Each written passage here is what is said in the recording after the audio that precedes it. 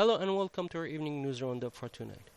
The President of the Republic, Abdelmajid Tebboune, sent on Friday his Foreign Affairs Minister, Sabri Boukadoum, to Mali, according to a press release from the Ministry of Foreign Affairs. Sabri Boukadoum arrived on Friday morning to Bamako for a one-day visit. This visit is happening in the context of continuity of the brotherly and solidarity relations that Algeria has always fostered with Mali. This visit has come to mark the undeniable support to the Malian people and his attachment to the security and stability of Mali, added the press release. In a statement to the media, Foreign Minister Sabri Boukadoum said that his trip was obvious given the circumstances, that it happened further to the President's instructions. He added that Algeria is a neighboring country to Mali, that both countries have always enjoyed excellent relations on so many levels, and that Mali was an extremely important country for Algeria, as everything that concerns it concerns Algeria too. He also said that the prime purpose of his visit was to listen, discuss and exchange views on the current situation and what is to be done so that the Malian people lives in peace, serenity and unity, in respect of all the rules and principles that govern Algeria as well as Mali. The leaders of the Economic Community of West African States met in a virtual extraordinary summit in Niamey. West African countries called on the mutinous military to launch immediately a civil transition and elections within 12 months, in exchange for a gradual lifting of sanctions. The CEDEAO called on the leaders of the National Committee for the Salvation of the People to begin a civil transition immediately and the rapid establishment of a government to address the various challenges of Mali.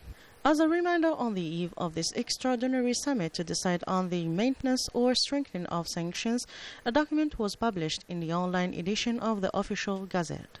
Called forth a fundamental act, this document stipulated that the President of the National Committee for the Salvation of the People, created by the military, assumed the usual prerogatives of the head of state until the establishment of transitional institutions.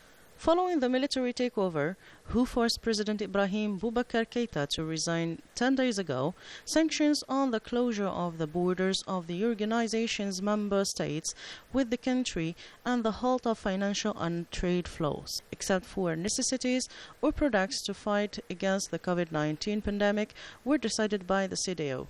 Highlighting the precarious security situation in the neighboring country, Mamadou Issoufou, the Nigerian president, also current chairman of ECOWAS, called on Friday at the opening of this meeting that for a return to constitutional order, the military must imperatively return to the barracks. As a reminder, the junta said that it is determined to remain in power for 3 years, arguing that it wanted to restore state institutions on a basis that guarantees their stability.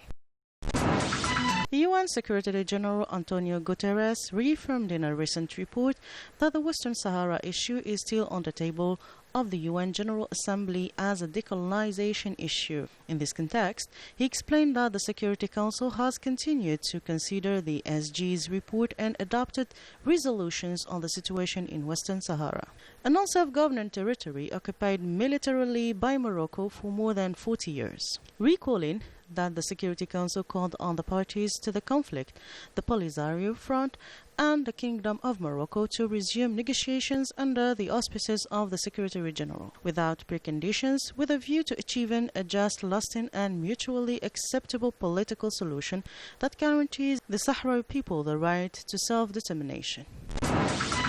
The Gaza Strip inhabitants woke up this morning under the air raids of the Israeli occupation army, which subsequently proceeded to close goods crossing points, cutting fuel deliveries to Palestinian territory, forcing the only power plant in the Gaza Strip to shut down. The advisor to the head of state in charge of the associative movement and the national community abroad, Nazih Ramadan, stressed on Thursday in Sidi Bel Abbas that the state ensures the effective and efficient participation of the associative movement by listening to it and taking cognizance of its concerns and problems. According to Nazih Ramadan, the state will involve associations in the presentation of its vision of participatory democracy and the role of associations. For the 28th of August 2020, 387 new confirmed cases, including 8 new deaths, have been reported in the last 24 hours, according to the spokesman of the scientific committee in charge of monitoring the evolution of COVID-19 pandemic, Professor Jamal Fourar. He added that in the last 24 hours, 11 provinces have reported no new cases, 25 provinces have registered between 1 and 9 cases, and 12 other provinces have recorded more than 10 cases.